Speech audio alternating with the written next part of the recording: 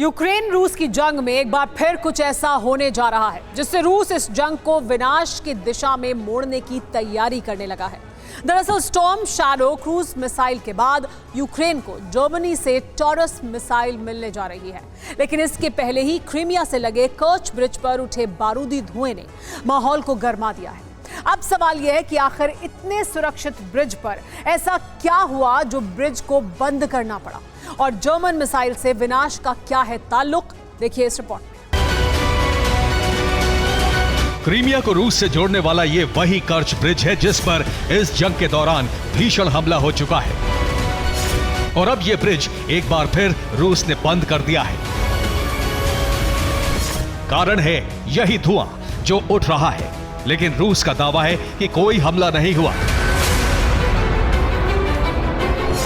तो क्या यह बेलगोरोद में मची बारूदी तबाही का असर है, या फिर क्रेमलिन को यूक्रेन के क्रीमिया प्लान की अगली किश्त के विनाशक परिणामों का आभास हो चुका है? जो भी हो, लेकिन रूस का यही एक्शन क्रीमिया पर विनाशकारी बादल मंडराने का सबसे मजबूत संकेत है।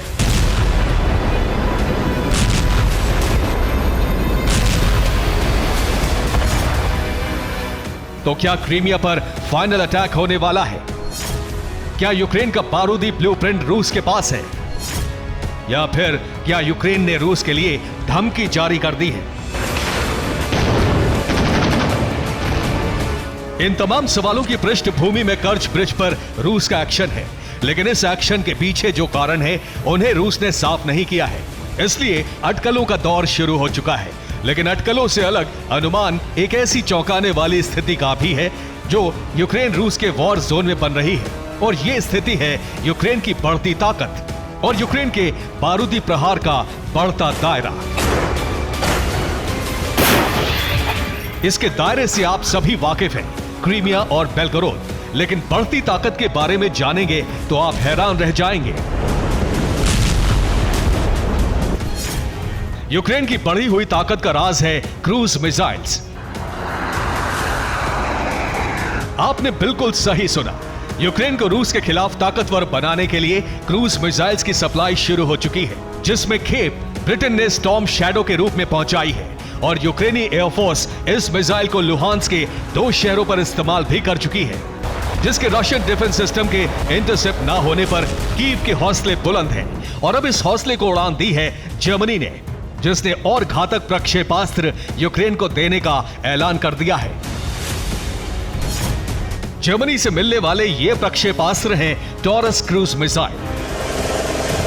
आपने बिल्कुल सही सुना, यूक्रेन को स्टॉर्म शैडो से भी ज्यादा ताकतवर टॉरस क्रूज मिसाइल मिलने का रास्ता साफ हो गया है, और इस सप्लाई के लिए जर्मनी भी तैयार है, जिसका खुलासा जर्मन संसद के एक सदस्य रोडोरिच कीजवेटर ने किया। उनके मुताबिक जर्मनी अपनी subsonic cruise missile taurus Ukraine को देने को तैयार है। हम जल्द ही इस मिसाइल की यूक्रेन को आपूर्ति करेंगे, जो ब्रिटिश फ्रांसीसी स्टॉर्म शैडो से ज्यादा घातक है। यह मिसाइल यूक्रेन के लिए बहुत उपयोगी साबित होगी। यानी यूक्रेन जिस स्टॉर्म शैडो मिसाइल से रूस को नुकसान पहुंचा रहा है, उससे भी घातक मिसाइल का रास्ता साफ हो चुका है, जिसका मतलब है टॉरस मिसाइल से इस जंग में नया मोड़ आएगा और बारूदी लावा महाविनाशक दरिया तैयार कर देगा। ऐसा क्यों होगा, इसे टॉरस की क्षमता से समझिए। टॉरस एक एयर लॉन्च क्रूज मिसाइल है। इसकी ऑपरेशनल रेंज 500 किलोमीटर से ज्यादा है। यह मल्टीपल गाइडेड सिस्टम से लैस है, जो 481 किलोग्राम का वॉरहेड ढोने में सक्षम है।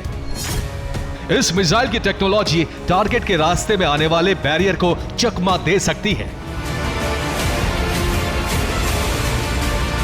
वहीं इसे कई यूरोपियन और अमेरिकन फाइटर जेट्स के जरिए आसानी से लॉन्च भी किया जा सकता है। यानी जर्मनी टॉरस का खौफ उसकी सप्लाई से पहले पूरी तरह फैल चुका है।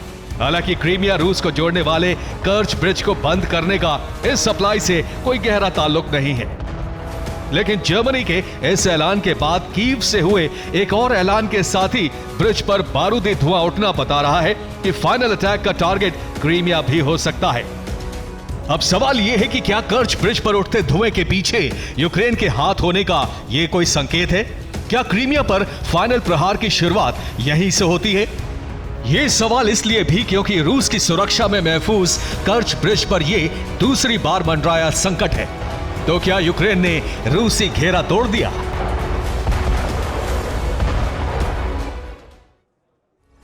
कर्च ब्रिज को लेकर सवाल उठने का सबसे बड़ा कारण है रूस की सुरक्षा, जो बहुत खास है। ये सिक्योरिटी 20 लेयर में होती है। इसे ग्राफिक के जरिए आइए हम आपको दिखाने की कोशिश करते हैं कि किस तरह की ये 20 लेयर की सिक्योरिटी व्यवस्था है।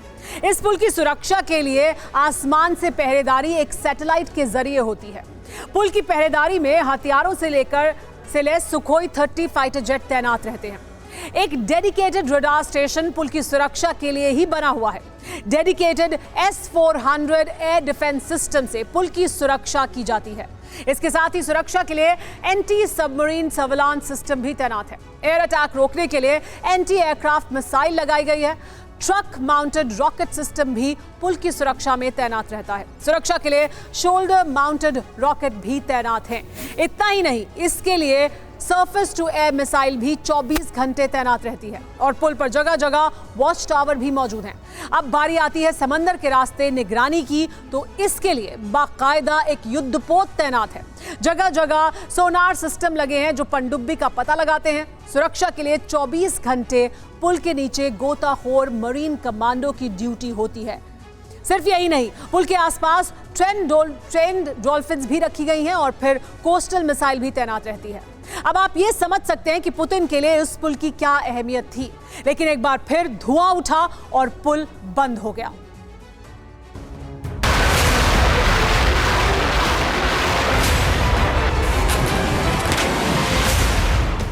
हालांकि इस वक्त क्रेमलिन से कर्च ब्रिज पर किसी भी तरह के अटैक से इनकार किया जा रहा है, लेकिन पहले ब्रिटिश मिसाइल, फिर जर्मन मिसाइल, इसके बाद मरीन कॉर्प्स की नई यूनिट का गठन टारगेट क्रीमिया को बनाने की तैयारी का पहला संकेत है, जिसे लेकर रूस ने हालांकि कोई बड़ा ऐलान नहीं किया है, लेकिन रूस की खामोशी बता रही है कि बेहद हाहाकारी एक्शन की तैयारी शुरू हो चुकी है। और इस तैयारी की शुरुआत हुई है यूक्रेनी इंटेलिजेंस चीफ की धमकी से। क्या कहा बुडानोव ने, इसे भी देखिए। यूक्रेन का काउंटर अटैक बहुत जल्द शुरू होगा। यूक्रेनी आर्म फोर्स के पास भले ही कम हथियार हैं, लेकिन यह काउंटर एक्शन के लिए जरूरी और पर्याप्त है।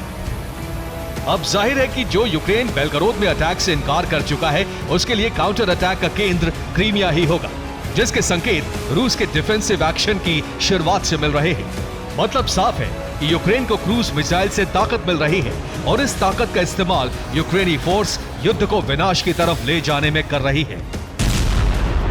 Bureau report, TV9 Bharatvarsh.